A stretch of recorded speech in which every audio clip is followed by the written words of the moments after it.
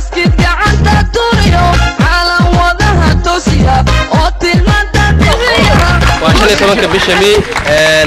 YFS FC waxa ay soo bandhigaysaa bandhig ciyaareed loogu talagalay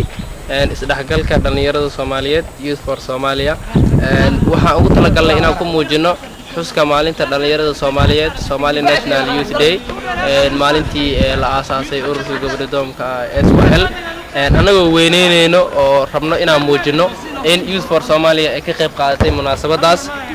Youth for Somalia waxa ay soo bandhigaysaa bandhig ciyaareed loogu talagalay in lagu muujiyo nabadda iyo isdhaxgalka dhalinyarada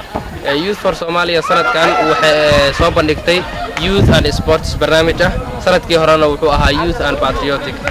sida u taqaaniin dhalinyarada iyo wadaniyada sanadkan hadda waxaan soo bandhignay dhalinyarada iyo sportska waxa farxad weyn noo aha YFS FC inay soo bandhigto ciyaarteeda ugu horeysay oo la ciyaareyso koox degan degmada Wadajir si loo muujiyo isdhaxgalka iyo nabadda dhalinyarada Soomaaliyeed YFS FC waxay rajeynaysaa inay kor u qaado bandhig ciyaareedkeeda iyo u gudbi doonto kooxaha caalamiga ee ka jira dalka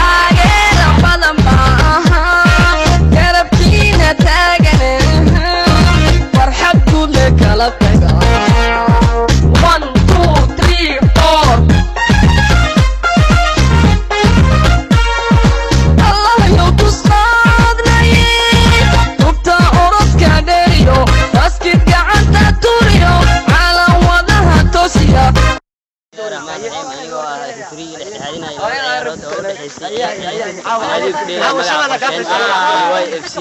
waxay ku dhamaatay gool gaaray ilaa 6 gool barbardhac meeshaasna waxay ku soo bandhigeen banooni aad iyo aad u fiican qadaadkiisna yaraa waana ka ciyaartaasna soo bandhigeen maadaama ay dhalinyaro ahaayeen ciyaar fiican oo saaxiibtinimo leh oo ka turjumaysa in dhalinyarada ay mid yihiin waa maadantiin